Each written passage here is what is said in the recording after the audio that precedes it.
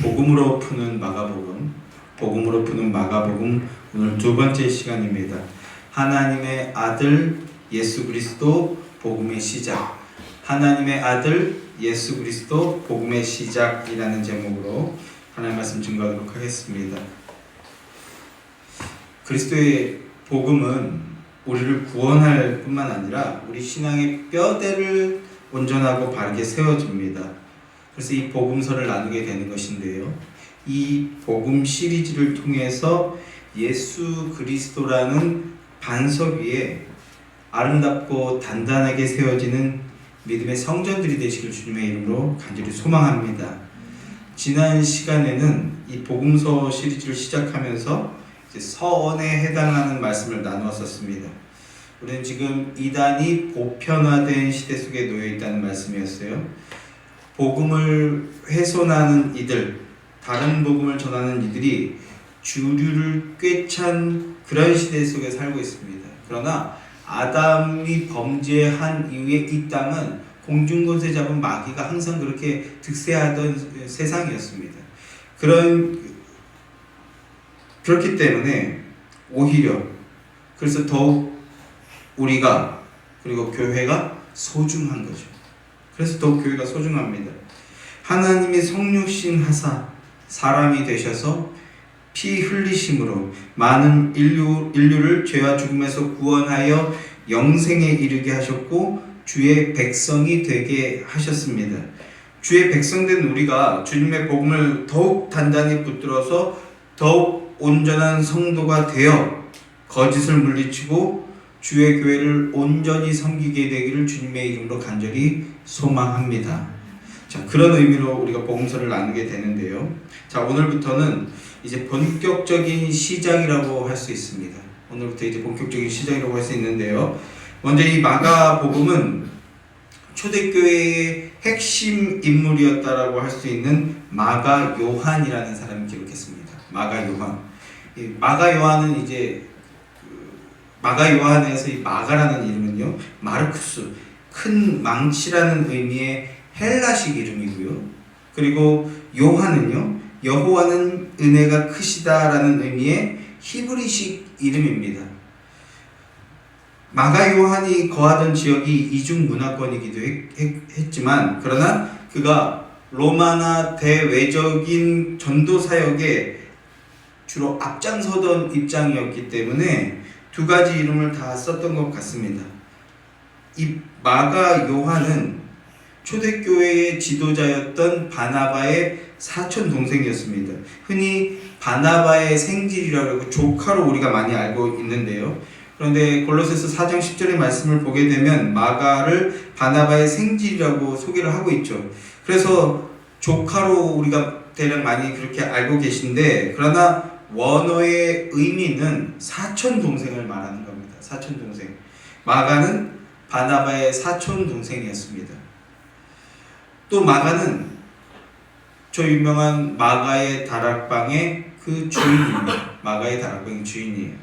우리말로 다락방이라고 번역을 했지만 못해도 200명 정도가 들어가는 큰 홀입니다. 큰 홀. 이렇게 큰 홀을 가진 큰 집을 소유한 재력가였던 것 같습니다. 그리고 그 홀에 무슨 일이 있었죠? 오순절 날에 제자들 150명이 모여서 성령 강림을 받게 되는 거죠. 그런 마가의 다락방의 주인이 바로 이 마가였습니다. 그리고 이 마가는 사도 베드로와 조금 더 특별한 사이였던 것 같습니다. 매우 밀접한 관계를 맺고 있었어요. 그 사도행전 12장을 보게 되면 베드로가 옥에 갇혀 있다가 주의 천사의 도움으로 탈옥을 하게 되죠. 그때 천사가 데리고 간 곳이 어디였습니까? 바로 이 마가의 집이었습니다. 마가 요한의 어머니 마리아의 집이었습니다. 그리고 베드로가 사역할 때 그를 따라다니면서 헬라어 통역을 했다고 전해집니다. 그러니까 베드로의 사역을 통역하고 도우면서 예수님의 생애와 가르침에 대해서 배웠을 것이고, 그것을 토대로 최초의 복음서 마가복음을 기록하게 된 것이죠. 주님께서 승천하신 후에 약 30여 년 만에 최초로 쓰인 이 복음서가 바로 마가복음서입니다. 이 최초로 쓰인 이 복음서는 예수님이 진정한 왕이신 것을 선포합니다. 아예 첫 시작부터 선포하면서 시작하는 겁니다.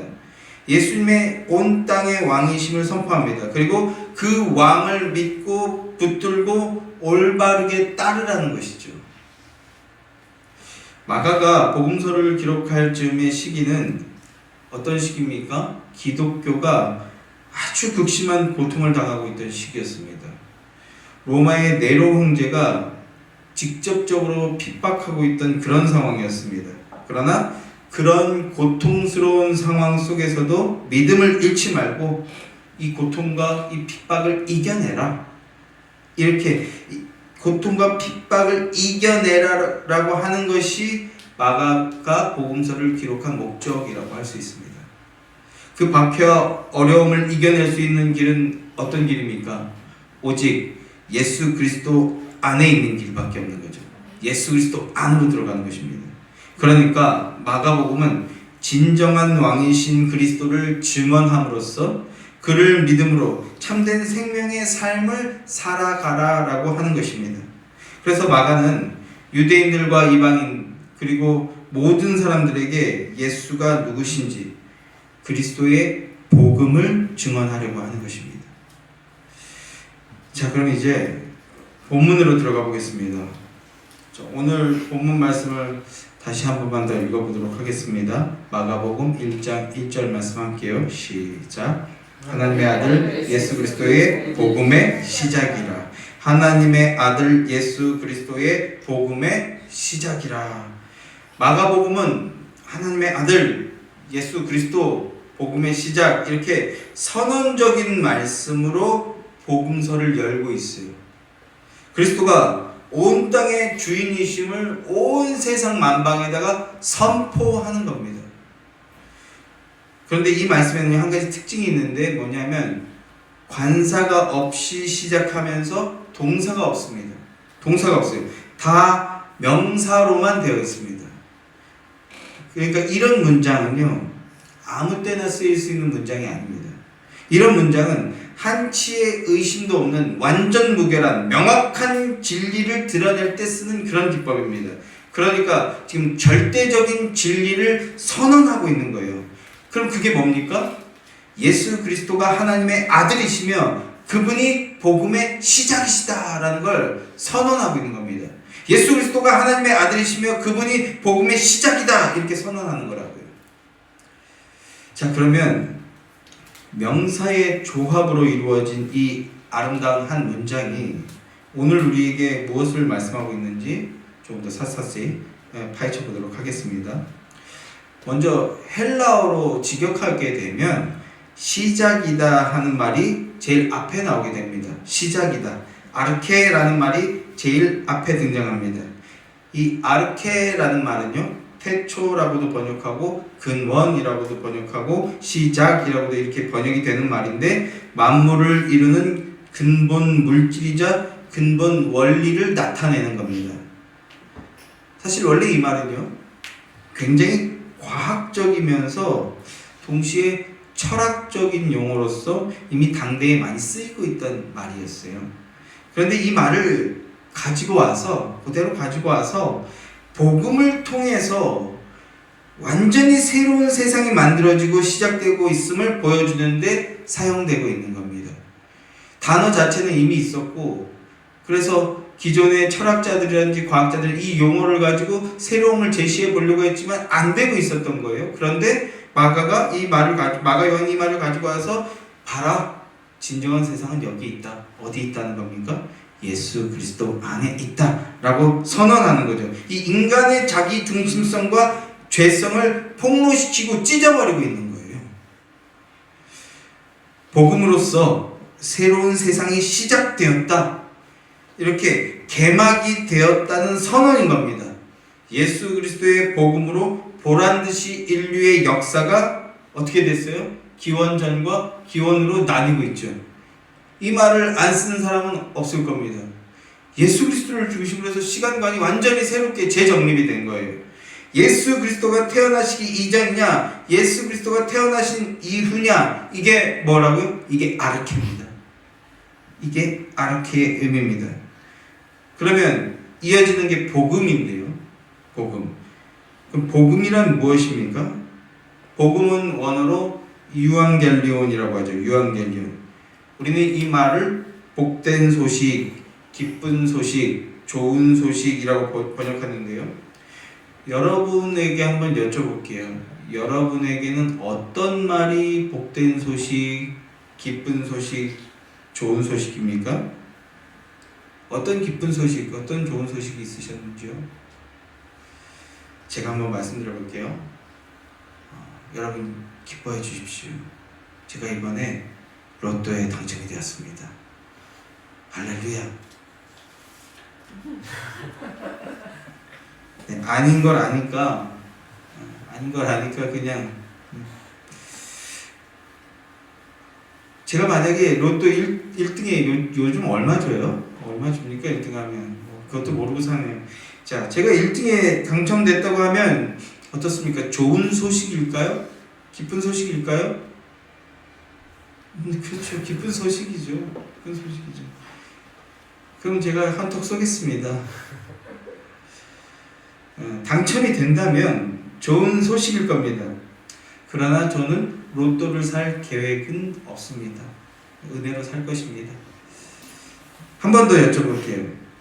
이거는 팩트입니다. 방금 그거는 누가 들어도 에이 하는 말이라서 반응이 시원찮았지만 이번엔 사실을 말씀드려 볼게요. 저희 아이 하나가 이번 중간고사 때 수학 과목에서 수학 시험을 100점을 맞았습니다. 어떻습니까? 좋은 소식일까요? 아닐까요? 좋은 소식이죠. 감사한 소식이죠. 그런데 무작정 좋아하기만은 또 조금 그렇습니다. 왜 그렇습니까? 그 옆에 떨거지들이 있거든요. 제가 조금 좋아하니까 제 표정을 눈여겨보는 이들이 있더라고요. 다행히 오버하지 않은 게 다행이다 이런 생각이 들었습니다.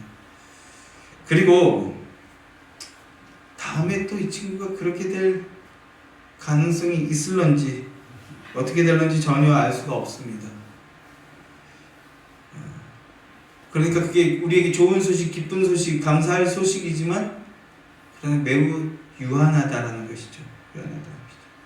로또가 만약에 진짜로 됐어도 매우 기쁘고 감사할 소식이지만 그건 역시 유한합니다. 유한합니다.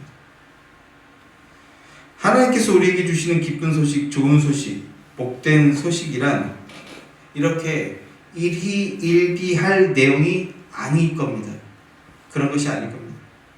그런데요, 이 유앙겔리온이라는 용어도 아까 아르케도 그렇지만 이 유앙겔리온이라는 용어도 이미 기존에 사람들이 쓰고 있었던 말이었습니다. 어떤 때 썼습니까? 어떤 때 주로 썼습니까? 로마 황제가 새로 등극하게 되거나 아니면 새로운 영토, 새로운 땅을 정복하게 되었을 때 유앙겔리온이라고 이 말을 썼습니다. 좋은 소식이다, 기쁜 소식이다, 환영할 일이다, 반가운 일이다 이렇게 유앙겔리온이라는 말을 썼습니다. 세상이 새롭게 되었다라는 말입니다. 땅이 생겼으니까 얼마나 좋고 얼마나 반가운 소식입니까?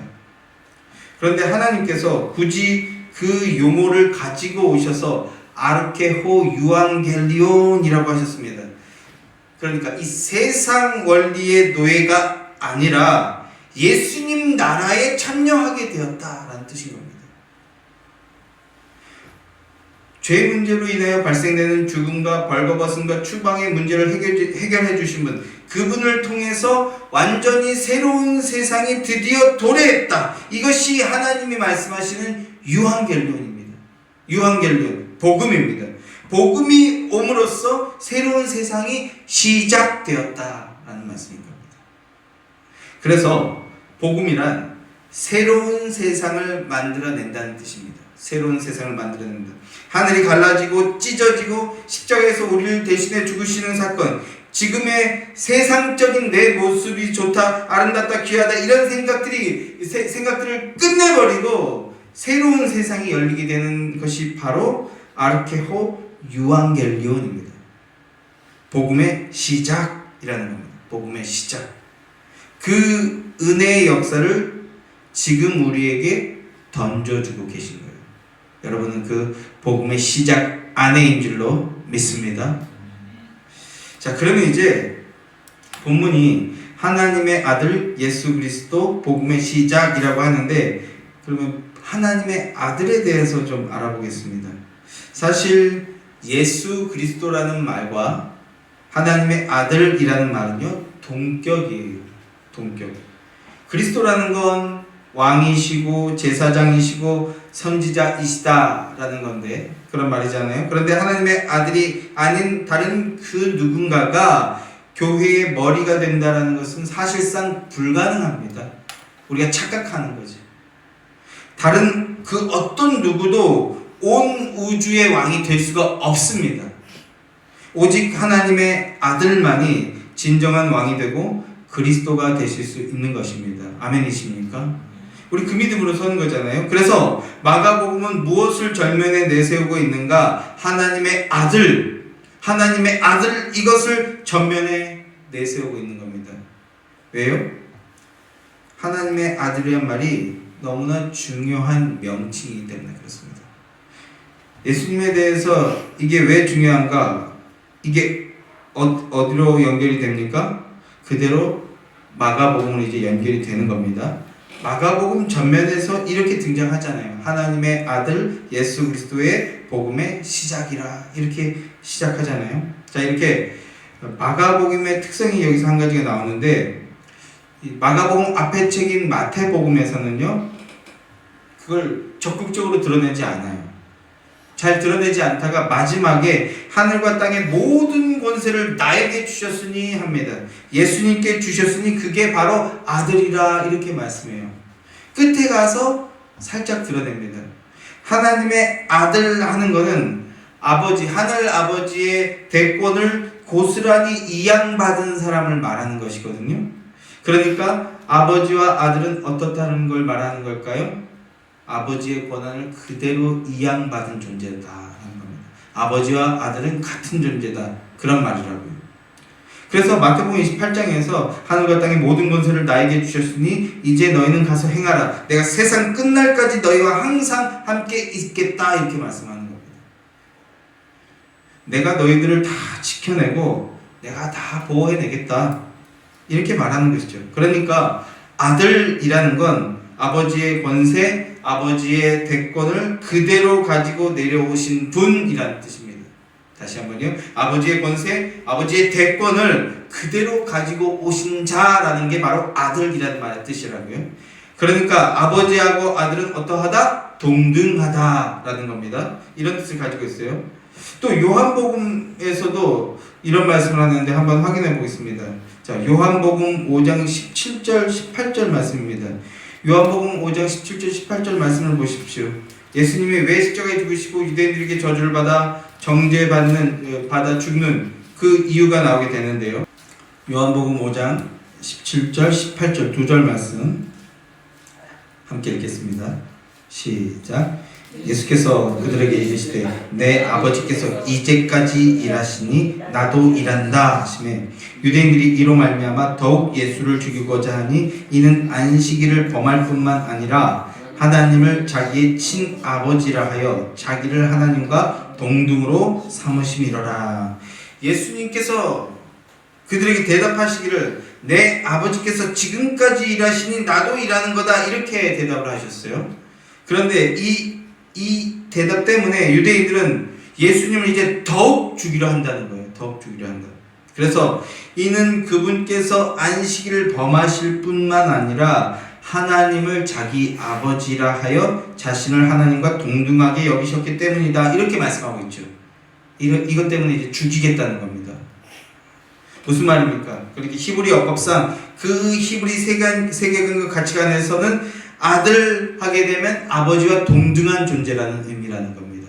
동등한 존재. 그러니까 아무도 하나님을 아버지로 부를 수가 없었던 거예요, 기존에는. 그래서 점점 더 유대인들이 쌍심지를 치면서 예수를 죽이려고 모의를 하기 시작하는 겁니다. 저 인간, 저 어디 시골 촌놈이 목수쟁이가 하나님을 감히 아버지라고 불러? 아버지라고 부른다는 것은 아버지와 동등한 존재, 그래서 동등한 유산을 그대로 물려받는 동등 권세를 나타내는 거거든요. 이걸 못 견디겠다라는 거죠. 이걸 못 견디겠다. 그들이 동등 권세를 갖고 있다라는 것을 역설적으로 알고 있었다라는 겁니다. 역설적으로. 자기들 권리를 빼앗기고 자기들 중심의 그 평등과 평화가 무너져가고 있다는 걸 알고 있었던 거죠. 그러나 이 당시의 세계관 속에서는 아들과 아버지 하면 바로 동일하다라는 말입니다. 동일하다. 이런 역사적 해석을 해야 하는 이유는요, 그 당시의 역사에서 문법 속에 아들 하게 되면 아버지와 똑같다는 의미예요. 이것을 유대인들은 바로 알아차린 거죠. 그래서 오히려 아들이라고 하면 무슨 소리냐? 지금 네가 뭔데 아버지하고 동등하단 말이냐? 이러면서 이제 죽이려고 하기 시작이 된 겁니다. 그래서 하나님의 아들 하는 것이 마태복음에서는 그 마지막에 기록이 된 겁니다. 일단 그 구약과 연결해서 무엇이 시작되었는지 알려는 줘야 될 거 아니에요? 그래서 마태는 그 마지막 부분에 기록했지만, 그러나 마가는 맨 앞에 그걸 선언하면서 시작하고 있다는 겁니다. 하늘과 땅의 모든 권세를 내게 주셨으니, 그러니까 하나님의 대권을 그대로 아들이 갖고 와서 이제 아버지의 권한을 시행하겠다, 이런 말씀이 되는 거죠. 마가복음에서는 그 말이 제일 앞에 선언되면서 시작되고 있다는 겁니다.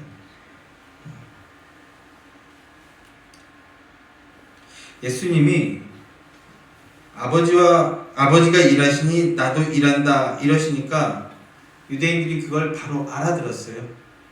그래서 야, 네가 하늘 아버지하고 동등하단 말이냐, 이렇게 반응을 하는 거죠. 인간적인 생각이 그건 안 된다라는 겁니다. 인간적인 생각이 그럴 수 없다라는 거예요. 그래서 어떻게?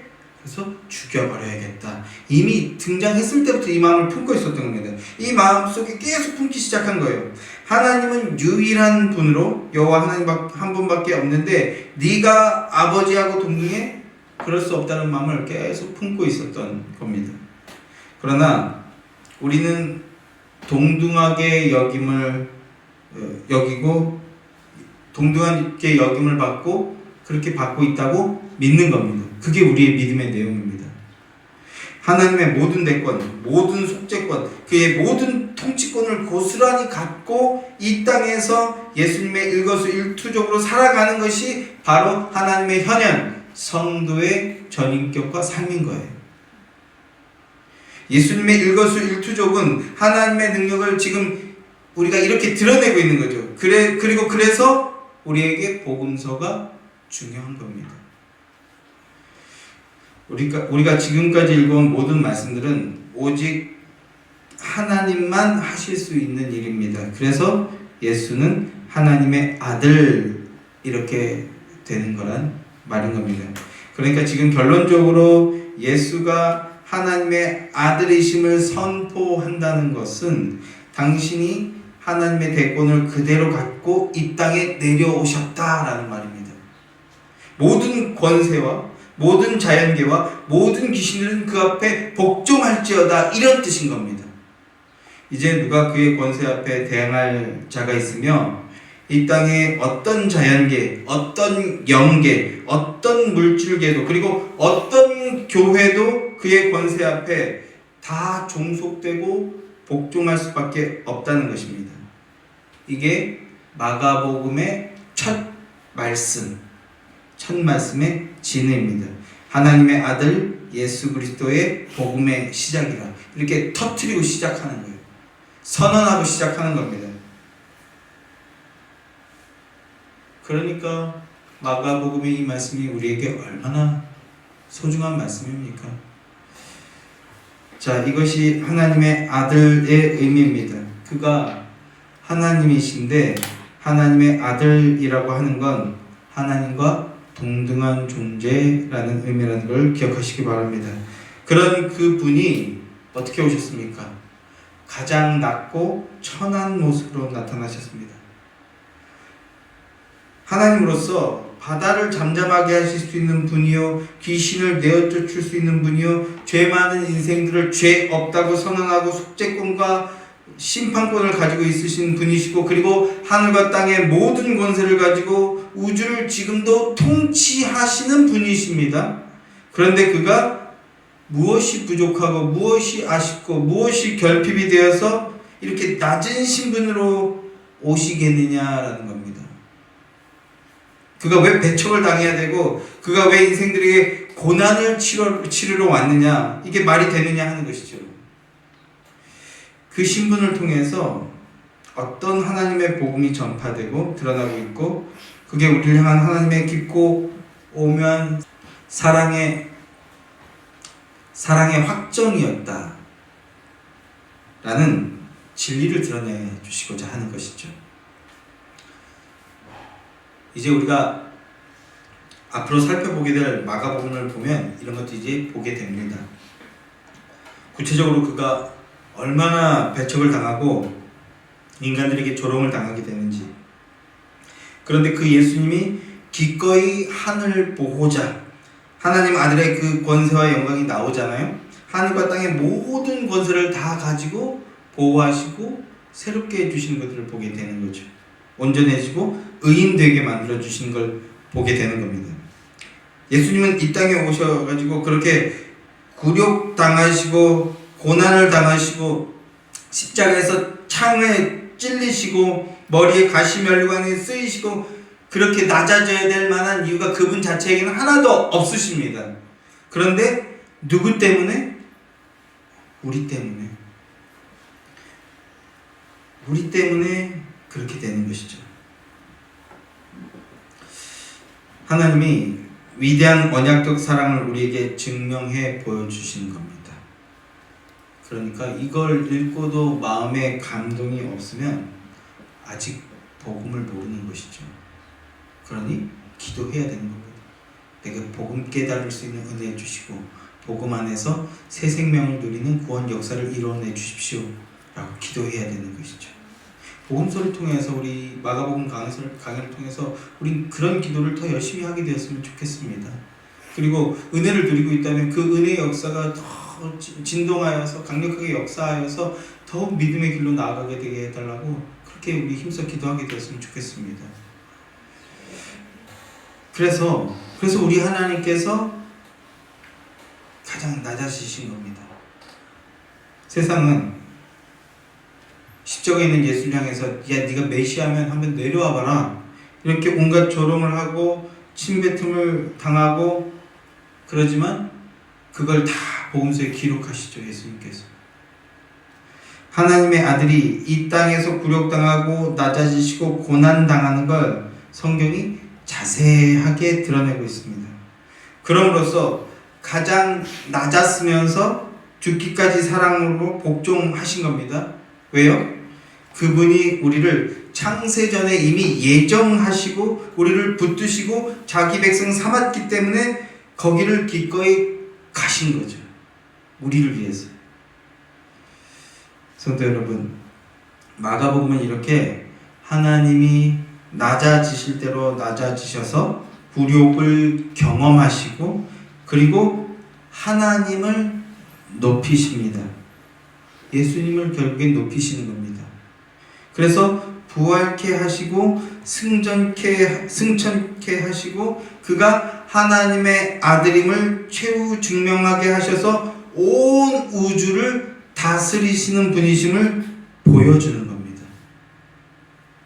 또 그가 재림하여 다시 오시면 사망 권세를 일거에 다 괴멸시켜 버리시고 철장 권세로 다 질그릇 때려 부시듯이 다 때려 부시시고 어떻게 하십니까? 새 하늘과 새 땅을 이루어내시는 겁니다. 지금 우리 인격과 우리 삶에서 그걸 미리 조금씩 보여내주고 계신 것이죠. 예수의 교회를 통해서도요. 그러나 그때까지는, 그 마지막 순간이 올 때까지는 우리가 이 땅에서 많은 고난을 겪게 될 것입니다. 그때까지 하나님이 우리를 이 땅에, 교회를 이 땅에 두시는 방식은 고난과 시련 속에 두셔서 마침내 철장문을 깨는 높은 분이 등장해서 다시 때려 부시는 그 날이 올 때까지 우리는 점점 더 그리스도를 의지하는 거예요. 점점 더 그리스도를 의지하고 그리스도의 사랑에 더 매달리고 하나님 당신이 우리를 어떻게 신실하게 지켜나가시는 것을 보여주는 것이 바로 하나님의 구원 섭리입니다. 그래서 이 땅에 교회가 결코 평안한 가운데만 두시지 않으신다는 거예요. 하나님의 하시는 일이 이게 마가복음의 전체 구조예요. 이 구조를 통해서 낮은 신분을 위대한 신분으로 여호와 하나님으로부터 부여받은 그 하나님 아들의 신분, 낮아지셨다가 다시 높아지심을 통해서 마가복음은 하나님은 이런 분이시라는 걸 우리에게 이제 보여주실 겁니다. 그러니까 우리가 늘 물어야 하는 질문이 있다면 그건 예수님은 과연 어떤 분이신가 하는 것입니다. 예수님은 우리 구주 되신 예수 그리스도는 과연 어떤 분이신가? 그게 우리가 이제 복음서를 읽고 듣고 나눌 때 우리가 같이 해나가야 될 질문인 거죠. 예수는 도대체 어떤 분이야? 어떤 분이 그렇게 고난을 당했어? 어떤 분이 다시 부활하고 승천하셔서 지금도 보좌 우편에 계시고 지금도 보좌 우편에서 우리를 굽어 살피고 계시오. 그분을 통해서 어떤 하나님이 지금 증명되고 있는가? 예수님이 어떤 분이신가? 우리는 묻고 그리고 은혜를 받아야 할 것입니다. 그래서 예수님이 제자들에게 너희는 나를 누구라 하느냐 이렇게 물으시죠. 또 여러분과 저에게 내가 너에게 누구냐 이렇게 묻고 계신 거라고 생각합니다. 그 예수의 정체성이 드러나야 여러분과 저의 인생의 정체성이 드러나고 우리 미래의 삶의 가치가 확보가 되는 것입니다. 그러니까 예수는 그리스도이십니다 하는 믿음 고백을 통해서 일어나시게 되기를 주님의 이름으로 소망합니다. 주는 그리스도시요 살아계신 하나님의 아들입니다. 앞으로 마가복음을 통해서 이 믿음의 고백이 선명하게 드러나게 되고 그리고 그 믿음 고백 가운데 믿음의 진일보를 이루어 나감으로써 우리가 하나님의 또 다른 아들들임이 증명해 나갑시다. 마가복음에 하나님의 아들 예수 그리스도 복음의 시작이라 아주 질서정연한 방식으로 하나님께서 마가복음을 시작하셨으니 이 복음을 통해 구원의 은혜와 역사와 능력이 충만해지는 여러분들이 되시기를 주님의 이름으로 간절히 소망하고 축원합니다.